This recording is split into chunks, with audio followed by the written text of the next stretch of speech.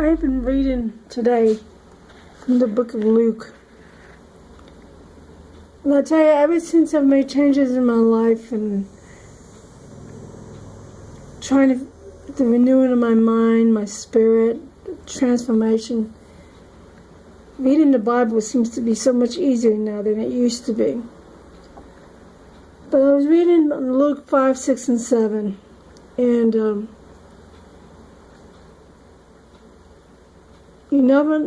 it's amazing how much God really talks to you. And you don't realize it until you read it, and it's like, boom, it's right there in front of you.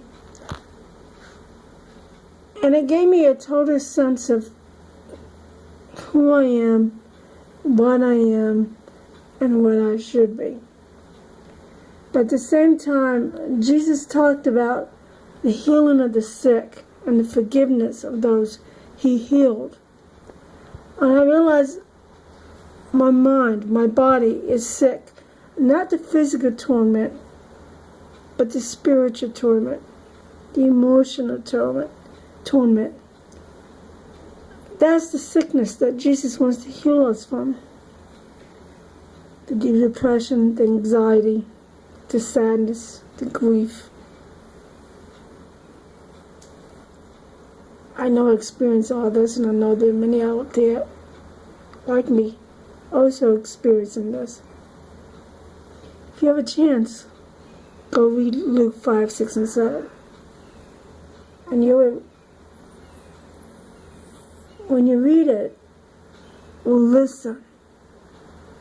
Listen with your heart. Because although you're listening by reading it with your eyes,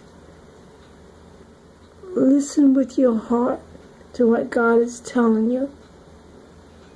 No matter what I read or where I read it from, I know God's talking to me and telling me the things in my own life,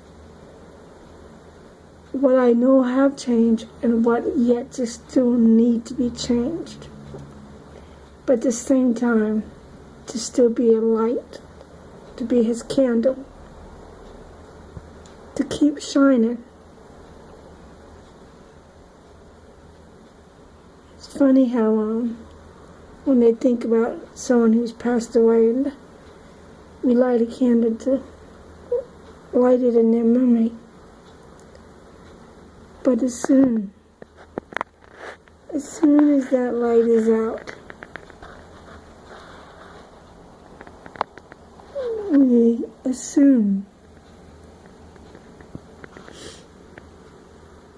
that means that they no longer can shine. But they can shine.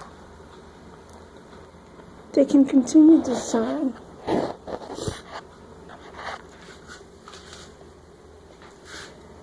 We don't have to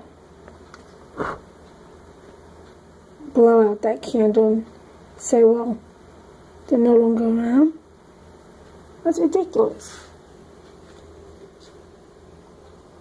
They can still shine.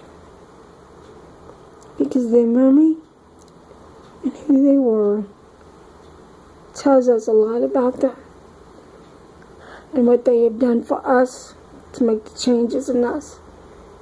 Because when we lose a child, it does change you. But how much of it does it change you? And how much of it do you allow it to choose? How much of it do you choose to allow it to change you? Does it make you more bitter? Or does it change you to bring joy into your life? Yes, we have sadness, we have loss, but we can still have joy. And I think that's what God was talking about in Luke. That, when he forgives us and heals us, he doesn't expect us parents to overcome our grief that overnight. That's not going to happen. But he does want us to know that he still loves us and he still cares for us and he's still there. And that no matter how much we are pushed over the edge, we can either choose to fall or we can choose to have the faith to let God teach us to fly and to allow our light to continue to shine. What do you choose today?